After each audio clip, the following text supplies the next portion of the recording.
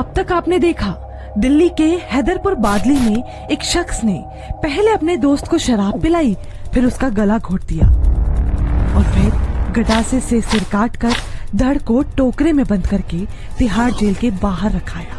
उसने खुद ही पुलिस को इसकी जानकारी भी दी। पुलिस को तिहाड़ जेल के गेट नंबर 3 के पास टोकरे में एक बोरी के अंदर सिर कटी लाश और खून से लथपथ चिट्ठी मिली। चिट्ठी में पुलिस को खुला चैलेंज था, अगर पकड़ सकते हो तो पकड़ कर दिखाओ। दैनिक भास्कर की सीरीज मृत्यु दंड के दिल्ली किलर केस के पार्ट 2 में अब आगे की कहानी।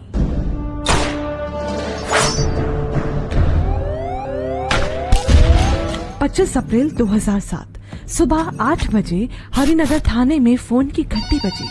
सामने से आवाज आई, पहली डेड बॉडी का तो कुछ नहीं कर पाए, उसके हाथ पर तो नाम भी लिखा। इस बार कोई सबूत नहीं छोड़ा, एक और तोहफा भेजा है गेट नंबर 3 पर। अब पकड़ कर दिखाओ, देखता हूँ कितने मर्द हो तुम दिल्ली पुलिस वाले। अनिल की हत्या के 6 महीने बाद 24 अप्रैल 2007 को ये कातिल दिल्ली बादली गांव का गली नंबर 2 रात के करीब 9 बजे गुलिया कॉलोनी के मकान नंबर 155 में उस आदमी ने उपेंद्र से कहा, जल्दी खाओ फिर सजा भी तो मिलेगी। उपेंद्र थोड़ा हंसा, फिर बोला, भैया कितना मजाक करते हो आप। उस आदमी ने फिर वही किया, रस्सियां निकाली, हाथ पैर बांधे, नान चक उठाया और गर्दन पर कस दिया। उपेंद्र का शरीर ठंडा पड़ गया। इस बार उसने दराती उठाई और उपेंद्र का सिर धड़ से अलग कर दिया। इसके बाद एक एक कर दोनों हाथ और पैर काट दिए। अब लाश 6 टुकड़ों में थी। कातिल ने उपेंद्र के हर अंग को कपड़े, प्लास्टिक और अखबार में लपेट दिया। एक गत्ते में सिर, दूसरे में हाथ पैर और तीसरे में धड़।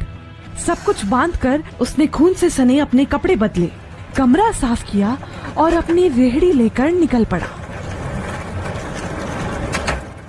रास्ते में ही रामदेव मंदिर के बाहर उसने लाश का एक पैर ग्रिल पर टांग दिया।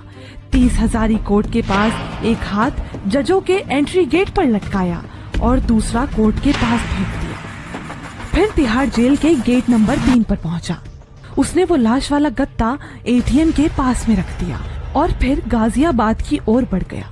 वहाँ एक पैर झाड़ियों में फेंका और सिर यमुना नदी में फेंक दिया और बड़े आराम से पुलिस को फोन किया। अब एसएचओ होशियार सिंह गुस्से से भड़क उठे थे, अगर तुम मिला ना तो खाल उधेड़ दूंगा तेरी। सुंदर सिंह और उनकी टीम